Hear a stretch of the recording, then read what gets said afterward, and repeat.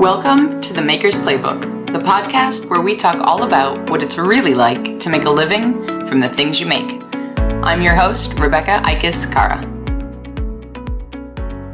Welcome back, my friends, to another episode of the Maker's Playbook. A friendly reminder for those of you that are listening to these episodes as they air in real time, this is week 3 out of 4, which means next week is our off week. And if you're new to the podcast, we air new episodes 3 out of every 4 weeks. But that does not mean you have to sit and twiddle your thumbs on that 4th week. When there is no podcast episode, or at least not a new episode, it's because we're sending out some fabulous free photography tips specific to ceramicists and makers, and not specific to any particular kind of camera. So, if you aren't on the list yet, you need to wipe the mud off your hands, hit pause on this episode, and click the link in the show notes to go sign up for the newsletter. I make sure that these monthly photo tips work no matter what camera you are using. And yes, that includes you with your cell phone, even if it's an old cell phone. What most people are actually surprised by when they start learning more about improving their photography is that the majority of making those improvements is not about the camera. It's about seeing light and making intentional decisions around that light. So, get on the newsletter and start taking better photos faster, all right? So, wipe your hands off, hit pause, I'll wait. I'm not going to go anywhere. All right, we're good? Okay. All that to say, there will be no new episode next week. But we have got another lovely conversation queued up and ready for you today with, I think, our first maker that's been on TV. Or at least to my knowledge, our first TV celeb. I don't know. Apologize to any past guests whose stardom I was not aware of. Today, I am virtually sitting down to chat with Rosa Wiland Holmes, or as you might remember her, the Season 3 winner of the Great Pottery Throw Down. And we talk candidly about the realities of life after the throwdown, or any kind of TV reality show, honestly. Not to mention the struggle to stay focused on making work you enjoy, rather than simply the work that everyone's asking you for.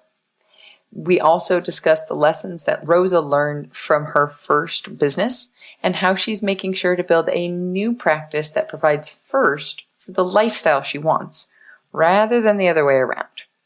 And that's a hard one to learn, let me tell you.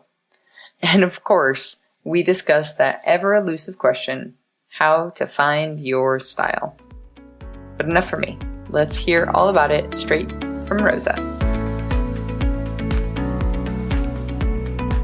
Hey Rosa, welcome to the podcast. Hello, thank you for letting me come on. I'm so excited to have you here and for making the time amidst all the summer holidays and kids and courses and all the things you have going on. I think it's just life coming back to normal, isn't it? Like suddenly we got all these commitments we have to do and we're not used to it anymore. I know, I'm kind of trying to figure out, like, how did I actually do that before? Like, I was doing twice as much before and now I'm like, no, one dinner out of the house a week is plenty, thank you. Oh no, yes, I don't know when I signed up for all these classes the children do in my own life as well. It's ridiculous, but maybe we don't want to go back to normal. Maybe we're better off where we are. Moving forward, I like to say, at least. Like, we've learned and now we're doing better. Well, yes. For people who don't know you, how would you introduce yourself? So I think I will introduce myself as I'm Rosa Wiland Holmes, a ceramic artist and sometimes painter maybe as well. Ah, that's new. Okay, hold on. When has the painting come into things? Oh, I think I always painted, I always draw because I studied fashion and Sure. There was a lot of drawing involved with that. And my dad was a sculptor, so there was always sort of art around the house. So I always have drawn, and recently I've done more painting because we've been at the seaside and things like that. So yes. Oh yeah, that's true. I'm not sort of planning to be professional in it or anything. I think it's just lovely to do when you're not nearby clay. And I think because nature is always my inspiration, it's sort of come quite natural to me to sort of do paintings as well. That makes sense. Well, especially on vacation, on holiday. I mean, as far as seascapes and what that makes a lot of sense to me. I think the energy you get in waves and just the sky when you're abroad or anywhere actually is just so inspiring for the way I glaze my pots. Absolutely. Well, and also maybe I'm putting my own experience onto this, but it's funny to think of how, so many people as hobbyists think of wishing to make this craft their profession and do it full time, but then for those people that are doing it full time, needing another medium that can still be the hobby. Yes, definitely. I think it's good to mix things a little bit up. I used to have a children's clothes brand, and that was supposed to be fun, but then it became work, and it wasn't that fun anymore. And I think I really want to keep the ceramic really fun still, but I think it's being creative. And I don't think there should be one way that you can't do painting just because you do ceramic. You can do whatever you like, can't you? Yeah, absolutely. Well, tell us a little bit about how you got to this point. So you studied fashion, you had some painting. Where did the ceramics come in? What's the kind of the 3,000-foot historical view? So first of all, I didn't know what I wanted to do sort of when I did my A levels, and I'm probably quite dyslexic, so I didn't really fancy sort of studying something else, but I was always really good at sort of the creative bits. So I did a bit of sculpture, painting classes and things like that. And then I signed up I got into the Danish design school, and I did fashion there. But I was more interested on sort of the sculpturing bit of the garments instead of sort of just high-end fashion in that end sort of.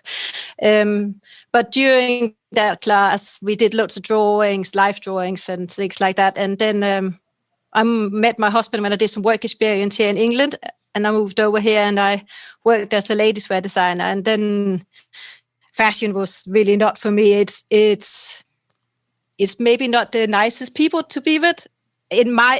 Of course, there's some people that are nice, but they were a bit pushy and sharp elbows and things like that. And I think I'm more sort of the arty, being nice instead and helping each other. So I stopped that, and then I opened my own children's brand that I had for 5 years. That was called Little Duckling, where I did children's clothes. But it did become sort of, the recession came and all that. So I decided that it was maybe not the right thing, and we wanted to move out of London. So I did lots of ceramic classes. I started with the first one there was a tasting class for 3 lessons with Anne Silverton in Westminster Education. She does these sort of beautiful vases with open necks, and anyway, they're really beautiful. And she was just really fun and sort of, it's only clay, you could do what you like to do. And it was much more relaxing than all this fashion and spreadsheets and measurements and all that. So I did loads of classes for a year, and I'd closed my children's clothes down at that stage. And then we moved out here to the countryside, and I bought the kiln, and it was delivered the first week. And then I sort of just blacked my way through it. Never went back. And when did you guys move? What year was that? It's about 6 years ago now. But then the neighbor came over, and the first pottery throwdown had been on, and he wanted to buy a wheel and a kiln for his wife, but she had never done any pottery. So then he said, can you do some lessons? And I was like, I suppose I could but I only done pottery for 2 years at that time. So, but I thought, as long as I know more than she does, it'd be fine, wouldn't it? That's true. You're still helping her get a kickstart. Absolutely. Yeah. And you learn a lot quicker when you have to teach somebody, don't you? Because you can't say you don't know. So you just have to get on with it. Right. Well, now I found at least it forces you to break down what you did know but didn't consciously, what just kind of came naturally. Yes. To be like, well, wait a second. How do I do that? How does that work? What do I do with my finger? I don't know, because I just do it. Yeah. So, and when they do it wrong, that is why you do it that way instead of that way. But maybe you didn't know before. So, yeah. So then, anyway, then her friend said if she could join. And then suddenly I had quite a few. And it was sort of getting there. And then the Great Pottery Throw Down came along, didn't it? I was going to say, and then the elephant in the room where everyone might recognize your voice and your name from. So you moved to the countryside 6 years ago, got your kiln, started a couple of little small courses, and then what year was the Pottery Throwdown? I won a year ago now, so it's almost 2 years now, isn't it? When they started filming and all that. But not quite, but... Yes, I saw the other programs and I thought it was really cool, but I couldn't really throw, could I? Sort of, not really. So when the program was on, the one before I was on, so that must have been number 2, wasn't it? Or something like that. Yeah. Every week when they did their thing or you watched on TV, I would try to do what they had just done on the program. It was good practice run, So I did that. And then there was a big gap, wasn't it? A couple of years where they wasn't on, and then they started up again and I applied, and yes, I got in. And then you won. No big deal. Yeah. Yes, it was good fun then. I quite enjoyed it. Yeah. Well, what was it actually, and we're not going to dwell on this for too long. People should just go watch the show and enjoy it, and it's even available now. When the Pottery Throwdown first started, you couldn't watch it in the U.S., so me and all of our Potter friends were trying to find secret websites on the internet to watch these bootleg versions of the show. But now it's all available. They've come around with the fact that we want BBC content in the United States. Basically. I think that's great. Right. But what do you feel like people might not realize or recognize? Because I think for those of us on the other side, it's all for those of us Potters watching, actually being on the show only partially seems glamorous, because a lot of those challenges, I think, that is just not possible. How does anybody make anything in the timeline that you have? But that's a different thing. I think a lot of it gets glamorized, or we're looking at the outside going, oh gosh, if I could just be on that show, or then that would explode your name and you'd be in demand, or all of these things. If I could only do what Rosa's done, then all of these other problems would be solved. And I don't know if that's real. So I think, first of all, the show is a great entertaining program for family and any generation. And I think that is what it is. I remember when we were there in the end with the final, and one of the storytellers that interviewed you said also was the one that interviewed you when they were casting for who was going to audition for it. And they were sort of talking about, of course we had people that were way too good, but we don't want them on. They don't want the best one. They don't want the hand builder that done it for 20 years.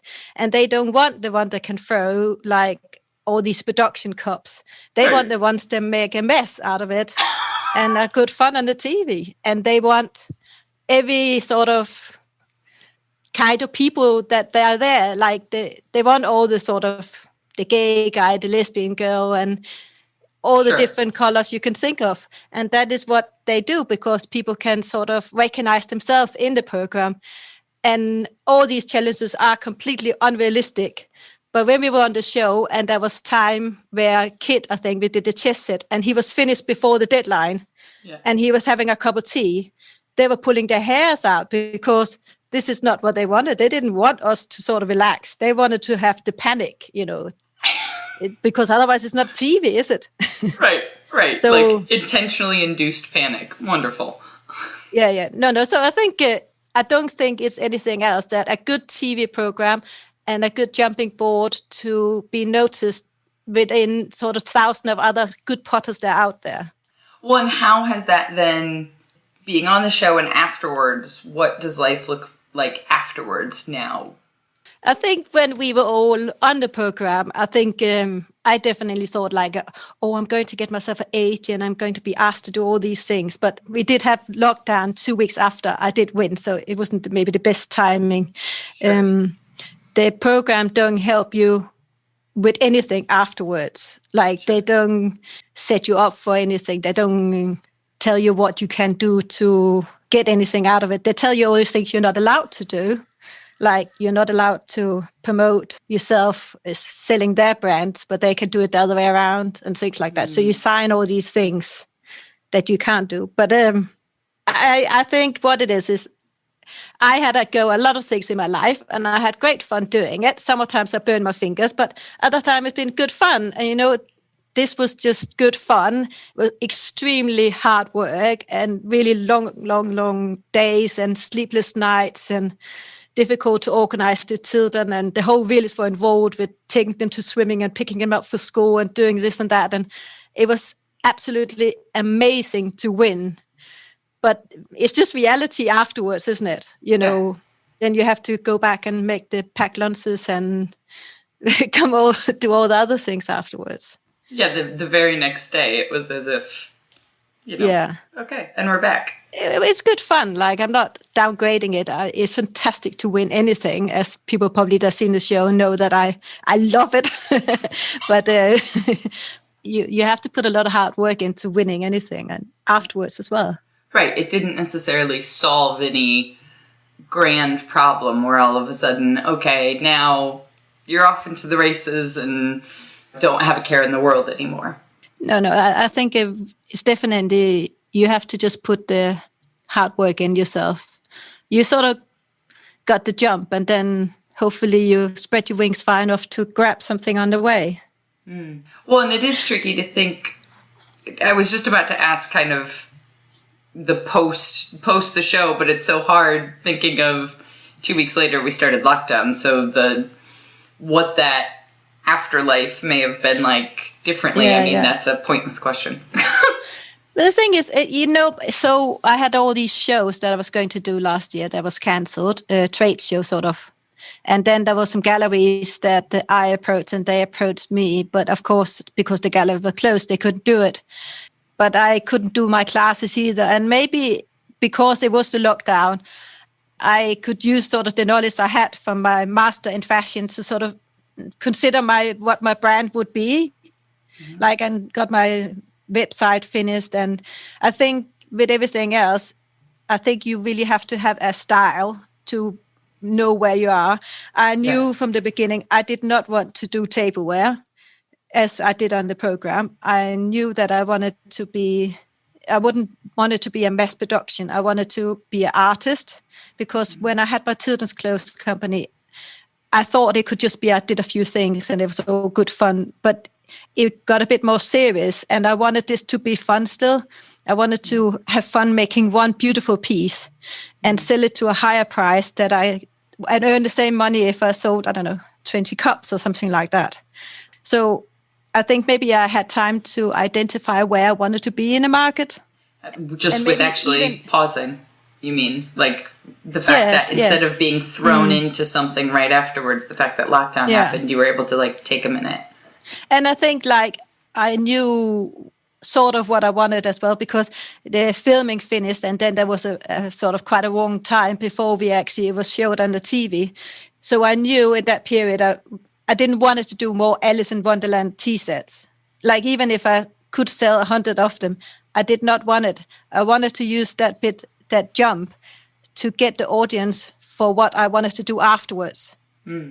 So I didn't want just to earn money on what I had done on the show. I wanted to get the audience to find out who I was, if that makes sense. Yeah, absolutely. And I think that's also really difficult to do in the sense of it must have been very, attractive to, there could be a very strong pull for some people to just, this is popular, let me make these.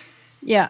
I just done a show with some of the people that just won now, and some of the pieces they did were really, really popular. And one of them said, I've done 200 of these ones, and I'm fed up about them because that's what they wanted. But how do they get on to doing what they want to do if they didn't use it straight away? That audience.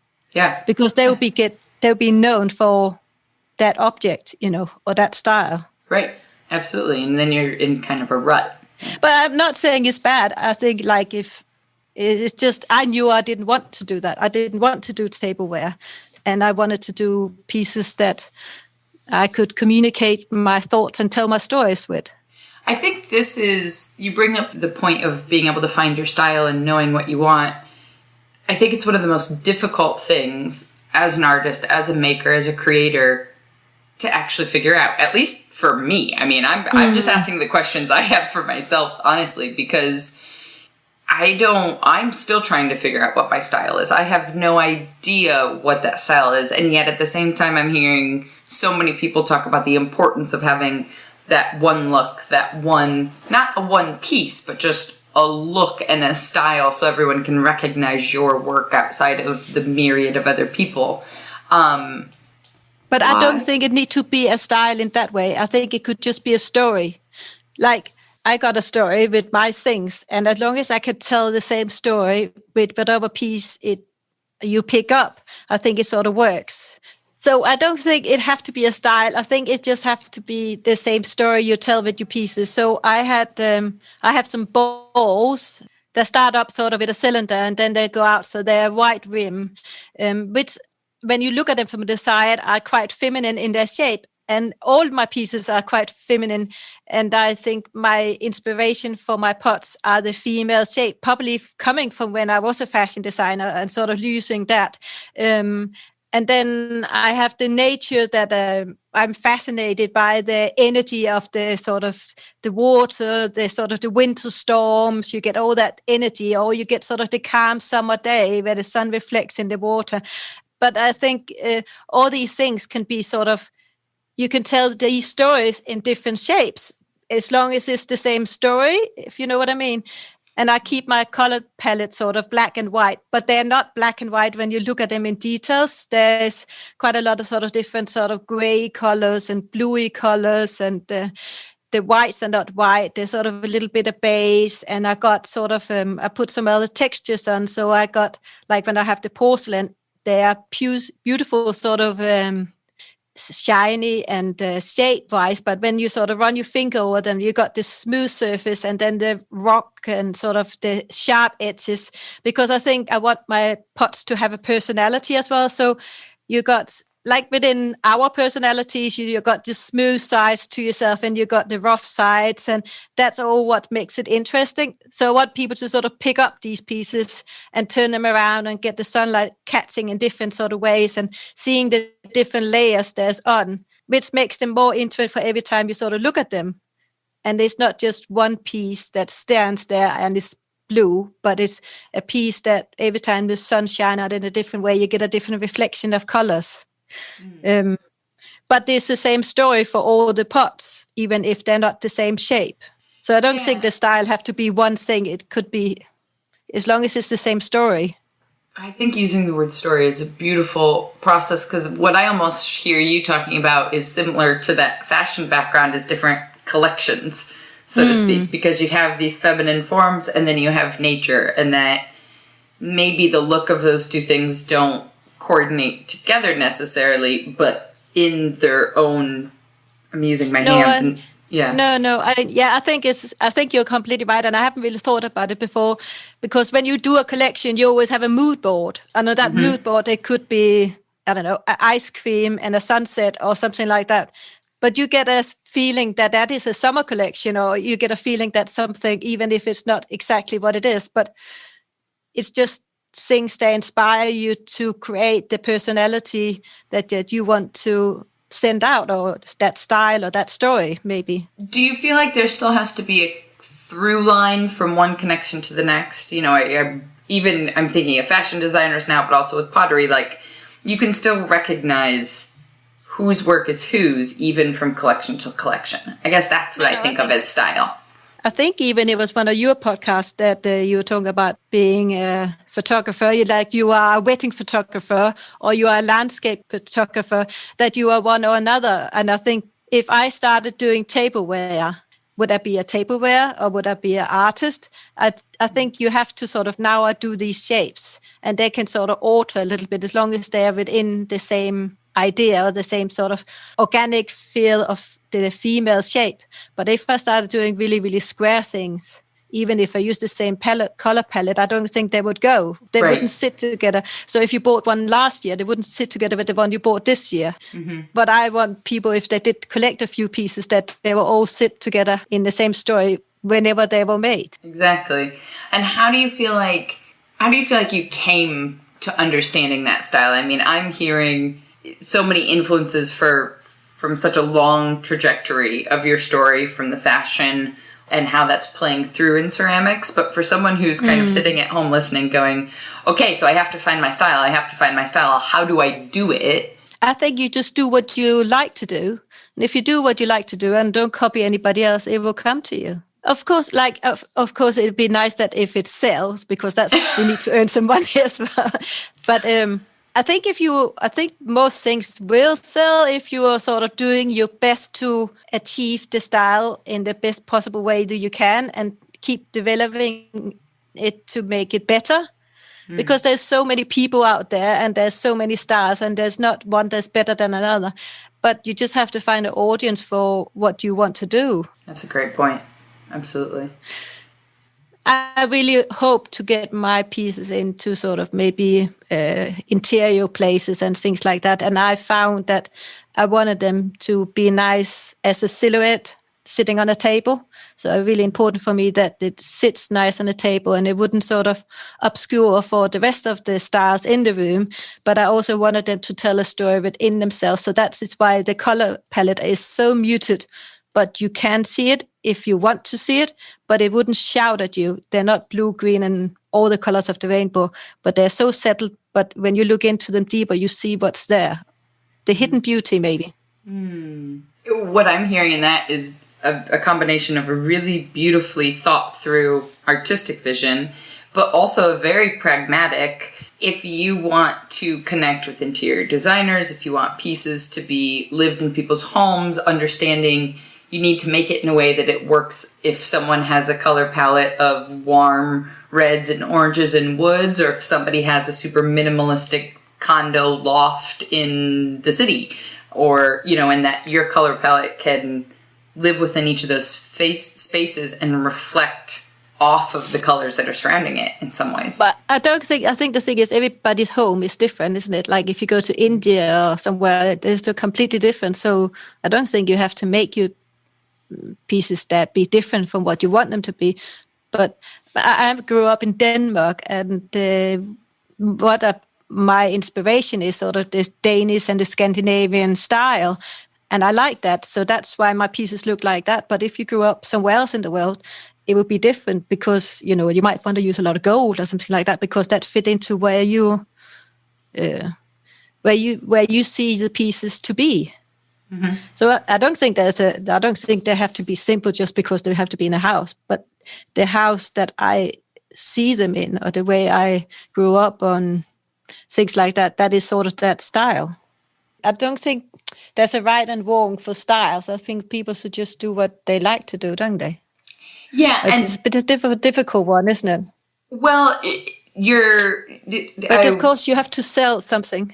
The thing is, because, like some of these people that you talk to, they really, really go and to try to sell. They do so many pots, don't they? Like this, one of them was, their shop update was 100 pots, or 200 pots or whatever, every 3 weeks or whatever. I don't even know how they make that many pots, but right. But I don't know.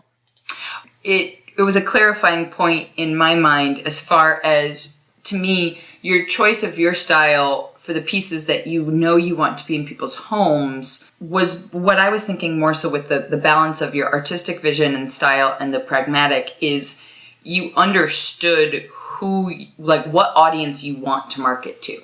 You clearly have an understanding of where those two worlds blend together, of where your style and what you want and what you actually want to make and what brings you joy and happiness to make, where in the market that can actually blend naturally, and how to promote that in a pragmatic way. Because like you said, we all have to pay our bills one way or another. The thing is as well, like when I fun. Like I thought I made a website and I bought some fabric and some buttons and I thought I'd do that. But then I couldn't do that because you couldn't buy the fabric. And then I had to buy the fabric elsewhere. And then I had to get a production from somewhere else. And then suddenly I had production in 7 different places and 7 different agents. And it was stuck in one of the big department shops. And every evening when I given birth and I had a home birth. And then the next day after I was packing boxes because a lorry from India came. It was just... It was just what it was. And having a child. Yeah, because it had to be sent. The shops had to do it. And, the people you talk with, they're doing that, yeah? But I know what, I don't want to do that. I don't want to be a slave. Mm-hmm. I'm not saying I'm not doing that because I'm doing it, but in a different way at least. I only pay for the clay. And as long as, if I don't sell anything, okay, it's not great, yeah? But if... It's not like there's somebody sitting there waiting and getting, where's my bloody delivery? I paid for this, I just won't earn the money, but it's not like I'm letting somebody down in that way. It doesn't make sense. Like I know that I wanted to keep it within reach of something I could do myself and don't have to chase productions up and shops up and delivery and getting stuck in custom and all that. I didn't want that. I learned that already. I prefer to bake a piece and maybe it doesn't sell this week and maybe it doesn't sell next month, but maybe we'll send it months after and then I'll get all the money for it, Yeah. And then I can do the classes and the residential in between. And maybe I will get there and sell those pieces to that price eventually. But if you start low, you will never get high. You have to start high to get there, because people say, but I bought that for £50 last year, why is it 100 now? You can't do that. You have to be sort of quite steady with your prices. Yeah, that's a great... But if you tableware, you be tableware. You won't be an artist afterwards. See, I wanted to do fashion, but when I came over here, I came from Denmark, and I could have come from Poland or somewhere Eastern Europe because Denmark wasn't fashionable. And I couldn't get a job with the high end because I was not from St. Martin's, that's the fashion school here. And then in fashion, even if I had 20 years in the lower high street, because I would just be a high street designer. Even whatever good I would be, I would never move up to the next level because you are at that level and that's where you got your CV is and they will not take you higher. Yeah, I experienced that on the photography side with when I started out, all of my weddings just very naturally came from my hometown because that's where I could market and that was that. Yeah. Well, I grew up where John Deere tractors began, like the green and yellow tractors. It's a little different than downtown Chicago. Stylistically, cost of living, all the things. And so trying to break out, especially when I think for many artists, so many of our businesses are built on this word of mouth, friend of a friend of a friend, and that's how they hear about you. Well, generally, those friends all have the same style, same preferences, same budgets. Yeah. And so trying to break out of that would take, every time I would go to try and change my prices, it would take a year or two to see that come to fruition because the people whose weddings I'm photographing this year booked a year ago or 2 years ago with COVID, obviously. But it takes so long to see that marketplace change if you are trying, you're saying, if you're trying to go from one thing to the next thing, that amount of energy and to propel yourself into a different place is going to take a lot of work than what I'm hearing you saying than if you just have the, whether it be patience or self-assuredness or whatever it might be, to just say, nope, this is what I'm going to do because ultimately this is the goal in the end, so I'm not going to mix it up. I would never have had that if I hadn't burned my hands that much on the other one. Like my husband would do all their spreadsheets because children don't grow. So there's not small, large, and medium. The waist is the same from more or less the bone up to the 3 years, don't they? They just get taller. Yeah. So it's really, really, really hard work. And there's all these health and safety things. And we will sit up every night to like 10, 11 o'clock and I would breastfeed and do all the baby thing at the same time. It was bloody hard work. I'd done all that, I wanted this to be fun. And I thought, I'll start my clothes prices cheap and then I will sort of grow. But you don't grow because you get the stock in one shop and they want to buy it next year and they want to buy it for the same price. And it's more or less the same customers. If you sell your ceramic at one price, they want to buy the same one along the line of the price next year. So you can't, you're stuck. you don't come out of it. So that's why I didn't want, when I stopped the throwdown, I wanted to put myself, if they wanted me, they will have to have what I wanted to do to that price I wanted to sell. Well, and how has that? Or otherwise, I would just carry on doing classes. Well, and what does life look like now then, as far as getting into galleries and selling more artistic work rather than the tableware and the production? What's real life actually look like now? I think it's still really hard. Like the first gallery I had ended up being in lockdown, so they were only doing it online. So they didn't sell as many pieces as they were hoping for, or we all were hoping for. But it was a lovely place, and I'm proud to be in there. And the other ones that I had afterwards, I can sort of identify with them. And I don't think they sell a lot. And maybe I could sell more, but it's difficult, isn't it? Because it's difficult. Like, I want to have this as my life as well. And I have 2 children, and I have to make the dinner, and I have to take them to these school clubs and all that. And I want to be able to do it in a time scale where I can be proud of every single piece that I produce. And I can say, this is done to the best of ability. It's not done because I needed to do 200. It's done because it is perfect in the aspect where it is. And I do the classes as well. So I have classes, and I have the residential. And the residential is definitely what I earn all the money. But I don't want to do that many of them that I don't have time to do what I want to do. Right. So you have to put a balance within that as well. And I don't want to do it so the children get completely fed up about having strangers in the house, because we run it from our house as well. So it's only a balance because I know what I don't want any longer. Which is just as important, I think, from experience, is just as important to know what you don't want as much as what you want. And unfortunately, the only way I know to figure out what I don't want is, much like you, is to get so burnt out on something else that I don't know that there's any way around those learning curves and those experiences and burning your fingers to say, okay, hold on a second, I need a different way. If anybody has a solution to figuring it out before, I don't think there is. Me either. I think if you want to do something good and you have a passion for it, you want to do the best of your ability, and that normally means putting a lot of time into it. It might sound that I know what I'm doing, but I don't have a clue. Like, I work really, and I'm never happy about the amount of things I do in a daytime either. And, I always think I could do 20 times the time things that I can, which I can't. And then I try to do that, and I'm still sitting at my computer at 9:00 at night, and Francesca's like, so do you want to eat dinner together, or... Yeah. But I think because my husband he's a civil engineer, and he's completely sort of Excel sheet, and he doesn't understand what I do at all. But he wants his dinner at a certain time, and he thinks everything should be sort of in a certain way. So I have to sort of stop what I'm doing sometimes and put some washing on and make some dinner, because otherwise it would just it wouldn't work.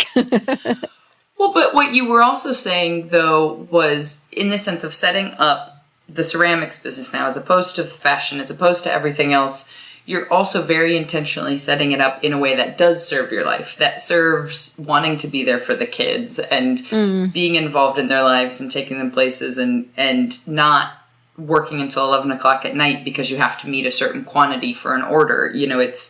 I think a lot of people, at least what I did, was when you're first starting a business, it's like, well, I'm just gonna, it will get better. I will, once we get to this point, or once we get here, then I'll be able to cut down on hours, or then this will change, or then that will change. But then you get into all these bad habits where your business is controlling your life, rather than pausing and saying, okay, what kind of life do I want?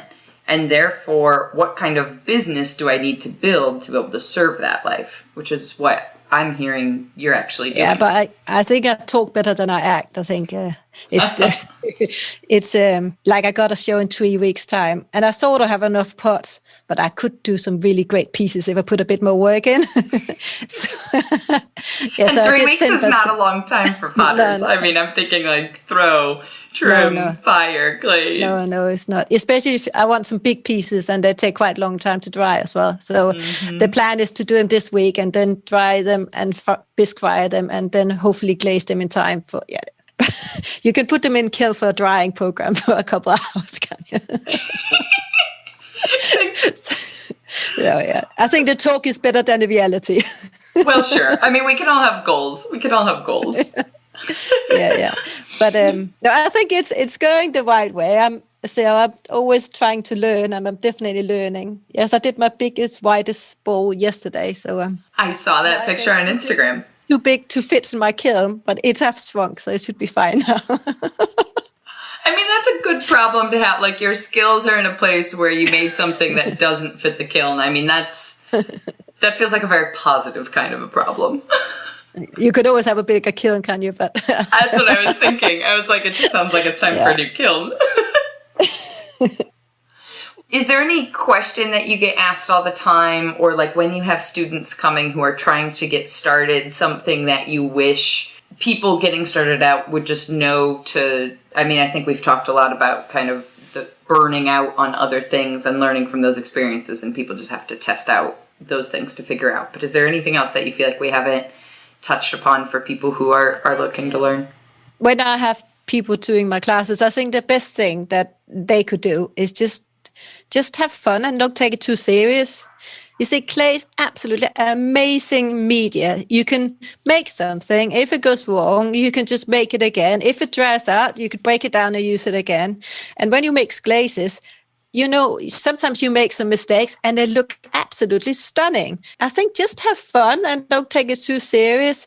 And who says you should sell 2,000 cups, or who says you should do this and that? You should just try to sort of do the best you can and don't nag yourself for not doing it. I'm still learning, but I think it would be fantastic. You could just have fun with it. I bet you produce the best work you ever done because you were just enjoying it so much more. And also maybe enjoying the process while you're doing it, instead of sort of thinking that it's great when I have done it, because it should be great when you're doing it as well. Well, I don't have a follow-up question to that. But I don't know I think if we could enjoy when we're doing it, you know, when you're painting or drawing, I think it's more the process of the doing that's actually great. You know, when you've done it, it's done. What you do with it then. But with ceramic, you think, oh, I just do this and that, then it should be fine, and then maybe somebody buy it. But I think it is fantastic to throw something, and it's such an intense moment. No, I was thinking like that's exactly what drew me to ceramics in the first place was. It's funny that you mention, you know, enjoying the process, because when I think back to the very first time I had somebody even showed me the littlest bit on the wheel, I was actually in the UK. It was when I lived in Newcastle, which is a story for another time. But I would go in on the weekends when nobody was there and just practice, and nobody was there to show me what to do properly. So the odds of making anything was very, very low, but I just enjoyed the feeling and, you know, getting back to that instead of trying. I think the harder, my presumption at least now is like the harder we get focused in on like, okay, I have to figure out my style or I have to figure out this, then the less likely it is to come. Whereas if we give ourselves the time and the space to just explore, then it naturally kind of grows eventually one day. I think the worst. No, I think it will. I think because when you go to a class of somewhere else and you see, like there's a line of pots and there's 5 people in a class, you can see which pots are done by who, because it's the way they hold their hands, it's the way they pull the clay up. They just have a style. I think you do. And maybe also instead of adding more to it, like you could do so many things in clay, maybe just sort of scrape back and see, okay, there's that option and that option and that option. Which option do I like best myself? Do I like black pots or do I like bright colors? Okay, I like bright colors. Let's stick to that then. You don't have to do everything. You just cut off what you don't really like and then you probably get there. Yeah. But I think so. I don't know. We all hope so. Knows? That's maybe what we're all banking on here. But the thing is, like, I bet you do with your photos. You know, you have a style. I bet you didn't think, okay, I'm always going to take the girl like this. You're just taking a picture of him your way you feel that is the right girl way, you know. And that is probably your style because it just come natural to you. Absolutely grew over time. You know, it's one of those things that you're not, I don't know if there comes a day. I mean, I think that there doesn't come a day that I could put on the calendar, but I know when I got to the point with photography of like, okay, this is it. This is where we're at. This is it. This is what I like. And each of those pieces, like you were saying, the variables of pottery, whether it's the types of clay or the types of glazes or the types of firing, like bit by bit, you start lining those up, but you can't rush the process. It takes time. I think just have fun. I think life is too short, and you should just enjoy the most of it. But see, if you sort of fall off a chair and break your arm and you will never do it again, you better have just have enjoyed it the time you did it then, wouldn't you? I think that's the best possible place to end. I mean, there's no... Just enjoy it and get on with it. Like, life's too short. Enjoy it. No, yeah. And then, of course, you have to work hard. And I don't get approached by thousands of galleries that want to show my thing, but then I just approach them. And the worst thing will happen is that they say, oh, no, sorry, your style is not what we want, or no. And then you just try somebody else. There's somebody else out there. You just have to find them. Absolutely. There's so much. I think the thing that doesn't get talked about very often, well, it does, but we conveniently ignore it for ourselves. We think, oh, that's so-and-so, but that's not me. Oh, that's Rosa, that's not me. The amount of resilience you have to succeed as an artist, to be able to know, like, I just haven't found my right market yet. I just haven't found my right audience, and realize that it's all a big experiment. It's not like a no from a gallery isn't like, oh, your work is crap. It just is like, okay, I tested that. That didn't work. Now it's time to test the next thing. But I think it's the same with everything. What about writers?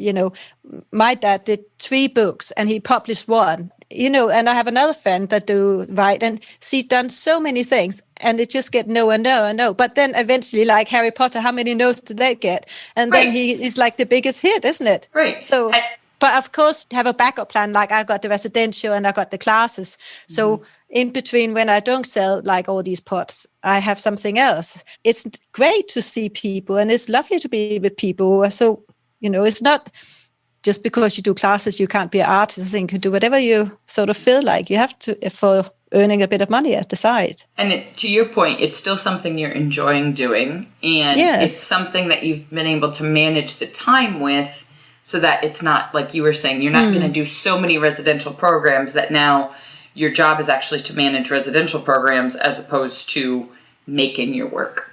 And figuring out that balance between the two.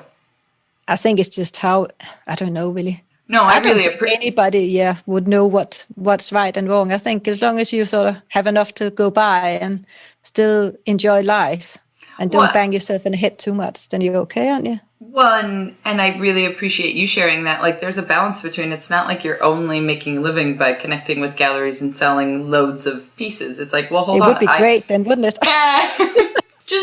We're going to keep putting that out there eventually. That could be the goal. But I do think that's part of the reason I started this podcast in the first place, was to have frank conversations of like, okay, how are we all actually making this work? What's actually paying the water bill and keeping the lights on? And how far is that reality from our goals? And how are we making it all live together? Yeah. But I'm definitely happier doing this than a 9-to-5 job. So that's be okay then. Amen to that. Amen. Although I wouldn't mind the benefits. No, I like the pensions and things like that. Right? I mean, this is where now this conversation slides into universal healthcare and US versus UK. So we just got to stop there. We just got to stop there. Where can everybody come and learn more about the classes and the residential that you have at home, but also just watch your style and your work evolve? Where can they find you online? So I'm definitely best on my Instagram page. There is ceramic_Rosa_Wiland_Holmes. And then I actually just yesterday started a TikTok, but I'm not sure how good I'll be on it. My daughter told me how to do it. She's in charge. She is. It's all this. I'm too old for all this bloody social media. Anyway. I can't keep up with it. I'm not doing TikTok. I just decided. I'm like, nope, you just got to pick. Like you were saying with your time, and now we're going down a whole different rabbit hole, so we'll have to have another conversation. But like you can't, as one person trying to make this all work, you can't do all of the different platforms of all of the different things and have time to make and explore your style and enjoy life. It's just not possible. I think the TikTok is only videos, isn't it? So it's only if I do a video I could put it on there. So anyway, it's Rosa_Wiland_Holmes because it was too long with the ceramic. And then I got a website that is rosawilandholmes.com.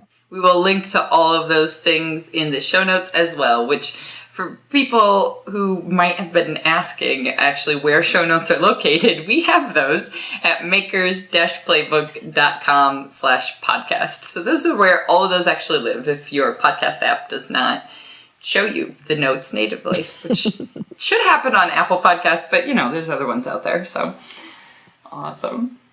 Well, thank you, Rosa, for making so much time amidst everything that's happening and kiddos and whatnot. I really appreciate it. Thank you so much for inviting me. I hope I make sense of what I said. Yes. That wraps up episode 203 of the Maker's Playbook. Whether you are side hustling your work full-time or simply dreaming of a world where you even start your own business, we all know the importance of spreading the word and playing nice with all those algorithms out there. So, if you've been enjoying this podcast, I would absolutely appreciate it if you did two things. Okay, well, first, you have to wipe the mud off your hands, don't you? Because I'm pretty sure if you're like the majority of our listeners, you are listening to this episode while you are sitting in whatever version of a studio you have. So, I'm going to just hang out here for a second, grab your towel, wipe the mud off your hands, go over, get your phone, hit pause on this episode, and if whatever app you are using to listen to podcasts allows it, please, please, please subscribe, rate, and review the podcast. That would be fantastic, especially if you're using Apple Podcasts to listen, because the Apple algorithm robots love a 5-star review. Then, once you tap on those 5 stars, I would love it if you took a screenshot of this episode and shared it on your favorite social media platform to tell more maker friends all about it. Be sure to tag me at The Maker's Playbook and Rosa so we can say a huge thank you. Until next time, go get back to making your dreams a reality, because together, we've got this.